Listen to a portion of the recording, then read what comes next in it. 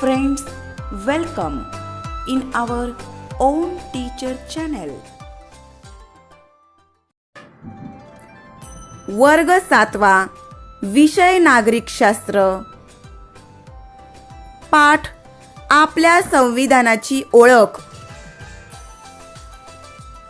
वस्तुनिष्ठ प्रश्नांचा सराव. आपण संकेत व नियम का पाळतो? कुटुंब, शाळा, आपले गाव किंवा शहर यांचे व्यवहार सुरळीतपणे चालावेत म्हणून आपण संकेत व नियम पाळतो.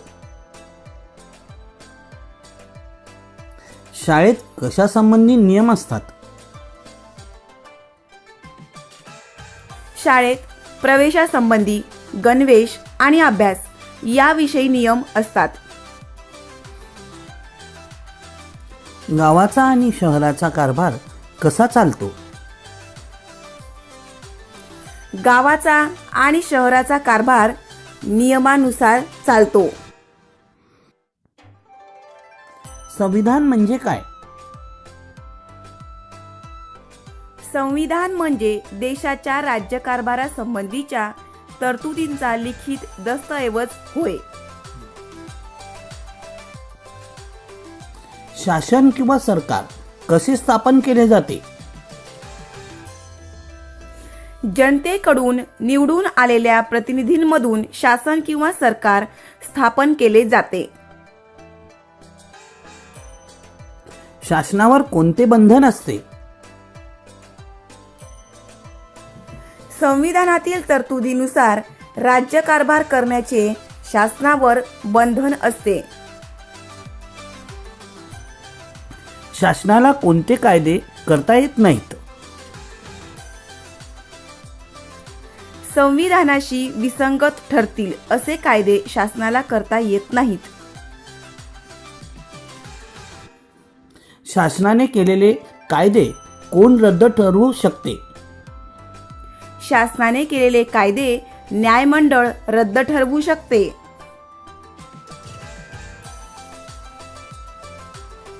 संविधानातील तरतुदी कोणत्या बाबीविषयी असतात?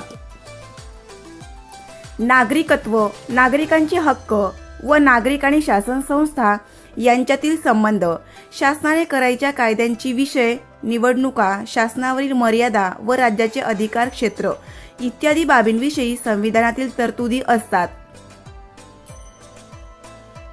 बहुतेक सर्वच देशांनी कशानुसार राज्यकारभार करण्याचे तत्व स्वीकारलेले आहे? संविधानानुसार राज्यकारभार करण्याचे तत्व बहुतेक सर्वच देशाने स्वीकारले आहे.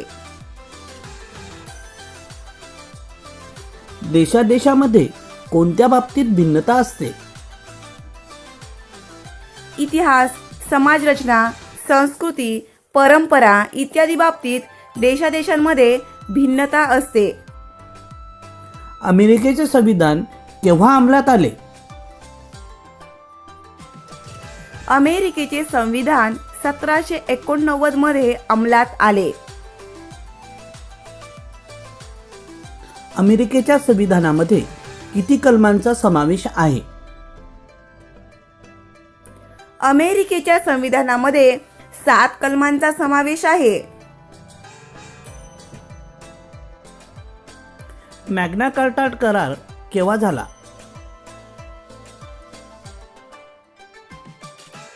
1215 साली मॅग्ना कार्टा करार झाला. नागरिकांचे हक्क व स्वातंत्र्य सुरक्षित का राहते? संविधानात नागरिकांचे हक्क व त्यांच्या स्वातंत्र्याचा उल्लेख असतो. शासनाला ते हक्क हिरावून घेता येत नाहीत म्हणून नागरिकांचे हक्क व स्वातंत्र्य सुरक्षित राहते. कायद्याचे राज्य प्रस्थापित करणे म्हणजे काय? संविधानातील तरतुदीनुसार राज्यकारभार करणे म्हणजे कायद्याचे राज्य प्रस्थापित करणे.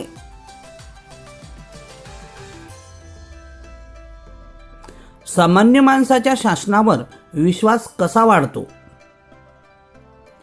संविधानानुसार राज्यकारभार होत असल्याचे पाहून सामान्य माणसाचा शासनावरील विश्वास वाढतो. लोकशाही अधिक मजबूत कशी होते? सामान्य माणसाच्या वाढत्या सहभागामुळे लोकशाही अधिक मजबूत होते. देशासमोर काही राजकीय आदर्श कोण ठेवते? संविधान देशासमोर काही राजकीय आदर्श ठेवते. नागरिकांची जबाबदारी का निश्चित होते?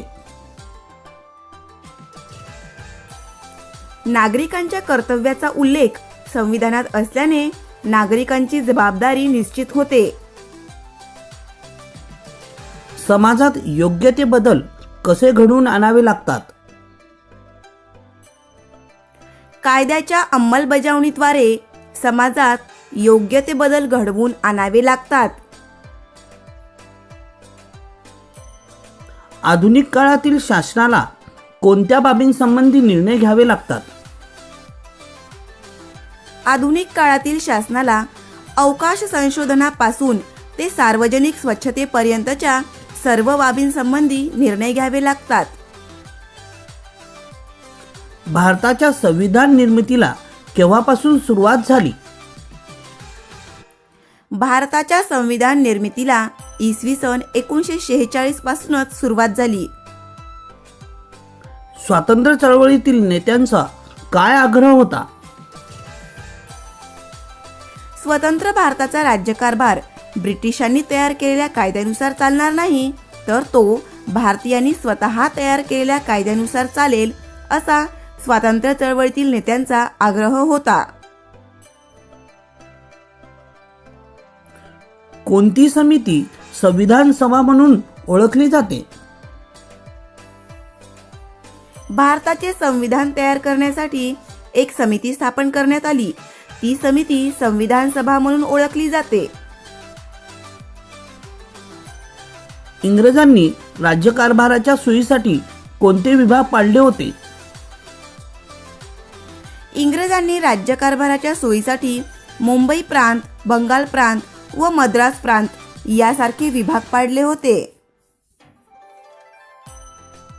कोणत्या भागांना संस्थाने असे म्हणत? ज्या भागांचा कारभार तेथील स्थानिक राजे पाहत होते अशा भागांना संस्थाने म्हणत. संस्थानाच्या प्रमुखांना काय म्हणून ओळखले जात? संस्थानाच्या प्रमुखांना संस्थानिक म्हणून ओळखले जात. संविधान सभेत एकूण किती सदस्य होते? संविधान सभेत एकूण 299 सदस्य होते.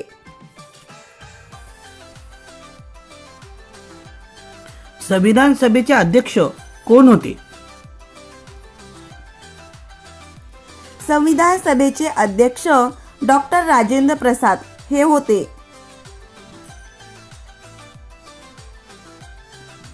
मसुदा समितीचे अध्यक्ष कोण होते? डॉक्टर बाबासाहेब आंबेडकर हे मसुदा समितीचे अध्यक्ष होते.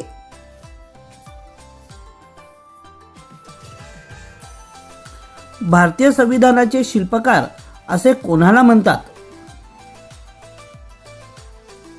डॉक्टर बाबासाहेब आंबेडकर यांना भारतीय संविधानाचे शिल्पकार असे म्हणतात.